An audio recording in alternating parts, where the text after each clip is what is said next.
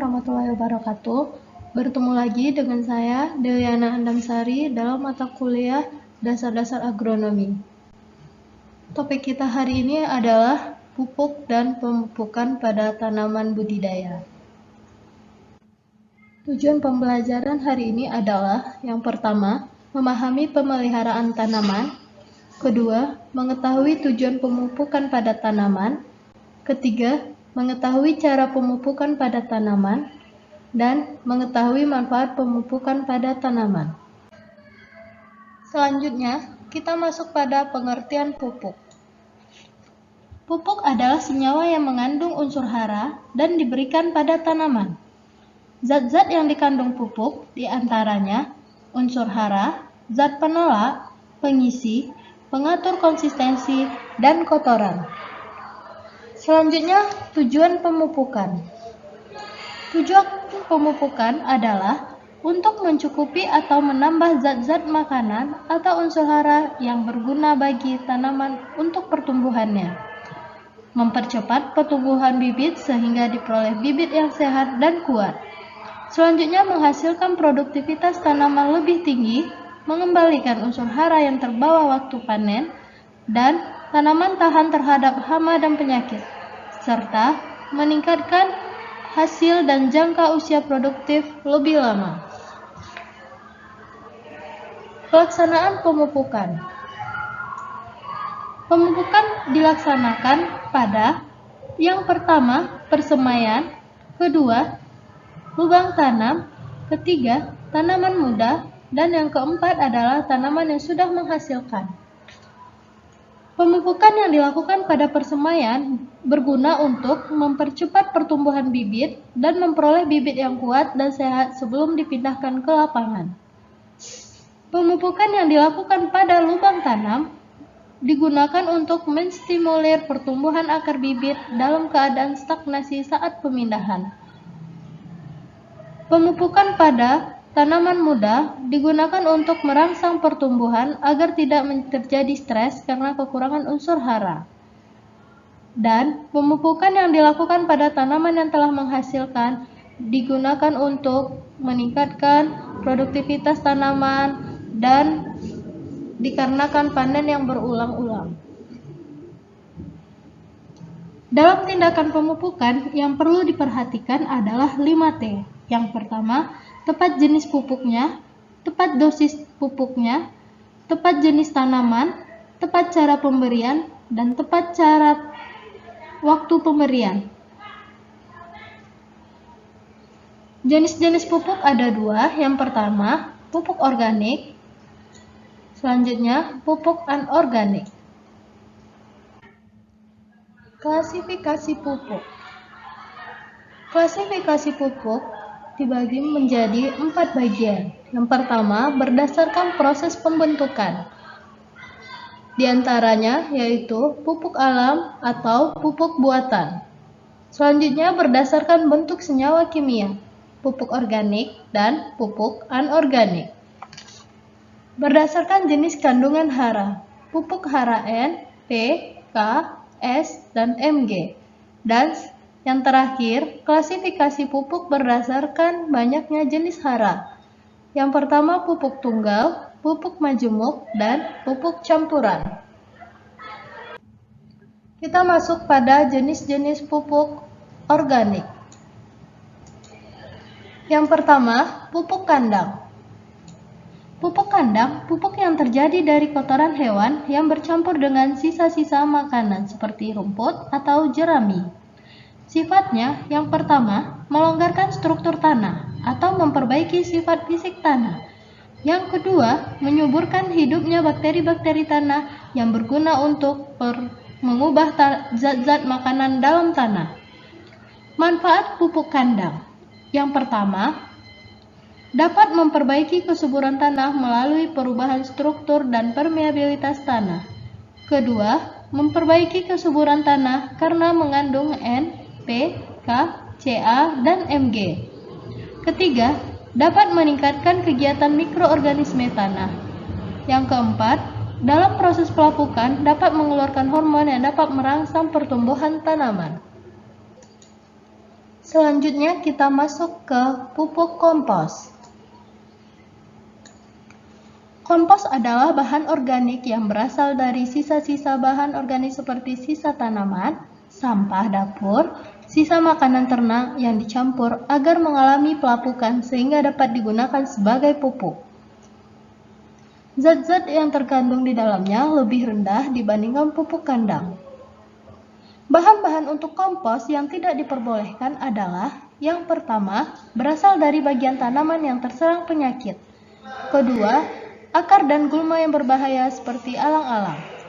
Yang ketiga, rumputan herbal atau berbiji banyak. Jenis pupuk organik selanjutnya adalah pupuk hijau. Pupuk hijau merupakan pupuk tanaman yang terdiri dari daun-daunan serta bagian lainnya yang mudah membusuk dalam tanah.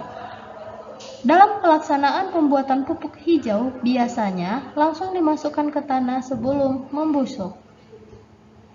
Bahan pupuk hijau diantaranya leguminosa atau kacang-kacangan, diantaranya kedelai, kacang tanah, turi, lamtoro, dadap, sengon, dan titonia.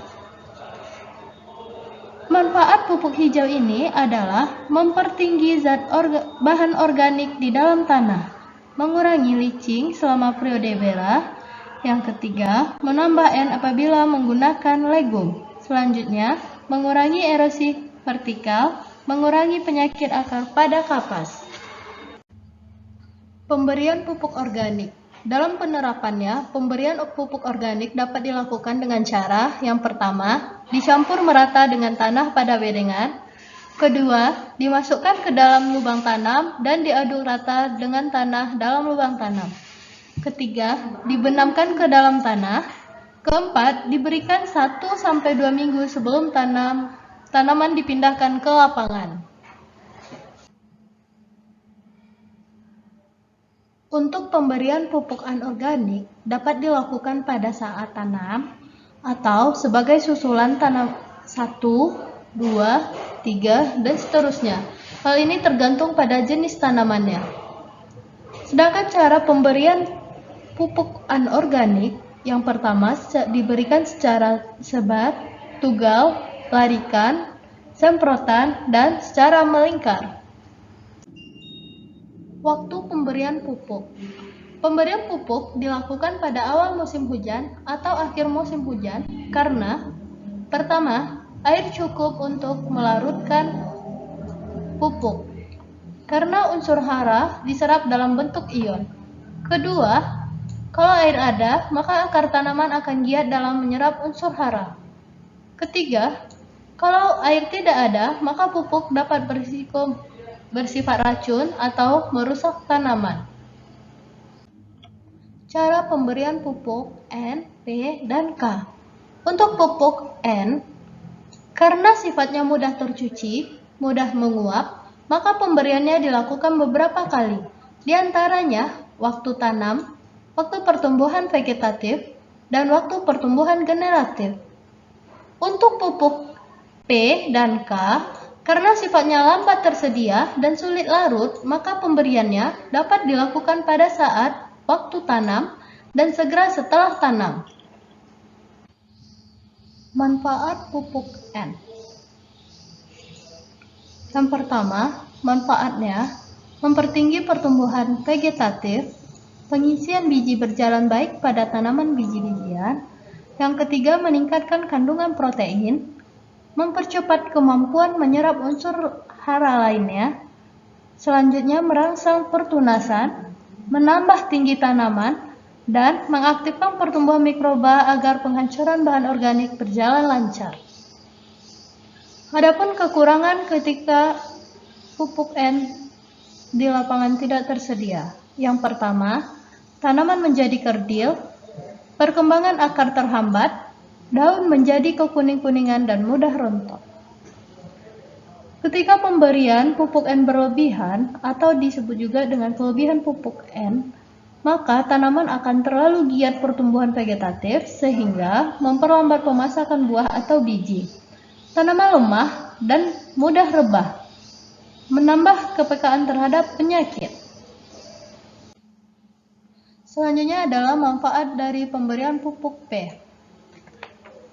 Manfaatnya diantaranya memperbaiki pembungaan, pembuahan, dan pembentukan benih, mempercepat pemasakan buah sehingga mengatasi pengaruh negatif dari pupuk nitrogen. Selanjutnya memperbaiki perkembangan akar atau perakaran lateral dan sekunder, mengurangi kerontokan buah, dan memperkuat batang jerami pada tanaman padi. Kita masuk pada manfaat pupuk K. Manfaat pupuk K diantaranya adalah: yang pertama, memperkuat vigor tanaman. 2. Lebih tahan terhadap penyakit. Ketiga, perakaran lebih baik. Dan mengurangi efek negatif pemberian pupuk nitrogen. Serta pemberian pupuk K ini penting dalam pembentukan umbi pada tanaman. Pada aplikasian pemupukan, kita mengenal klasifikasi pupuk berdasarkan banyaknya unsur hara seperti yang telah dijelaskan di slide sebelumnya, yaitu adanya pupuk tunggal dan pupuk menjemuk serta pupuk campuran. Sekarang kita bahas mengenai pupuk tunggal. Kelebihan dari pupuk tunggal yang pertama, kadar haranya tinggi, dosis fleksibel, mudah diaplikasi, mudah tersedia, dan bebas impurities. Akan tetapi, pupuk tunggal ini juga memiliki kekurangan. Di antaranya, hanya mengandung satu jenis unsur hara, biaya transport dan daya simpan yang tinggi, peluang terjadinya kelangkaan. Ketika kita menggunakan pupuk majemuk, kita juga mendapatkan kelebihan, di antaranya hara lebih dari satu unsur hara. Kedua, formula pupuk bervariasi, hemat dalam biaya dan waktu aplikasi, serta hemat dalam biaya simpan. Akan tetapi, kekurangan dari penggunaan pupuk majemuk ini adalah: yang pertama, kandungan hara belum tentu sesuai dengan kebutuhan tanaman. Yang kedua, masih diperlukan tambahan pupuk tunggal. Ketiga, harga per unit hara lebih tinggi dibandingkan pupuk tunggal. Dan tidak semua jenis pupuk dapat dicampur.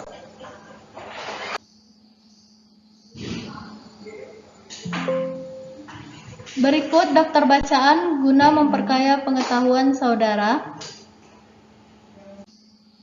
Untuk meningkatkan pemahaman saudara, berikut ada soal latihan yang dapat saudara kerjakan di rumah masing-masing. Baik, sekian pertemuan kita hari ini untuk materi pupuk dan pemupukan pada tanaman budidaya dalam mata kuliah Dasar-Dasar Agronomi 1. Sekian saya ucapkan terima kasih. Wabillahi taufiq wal hidayah. Assalamualaikum warahmatullahi wabarakatuh.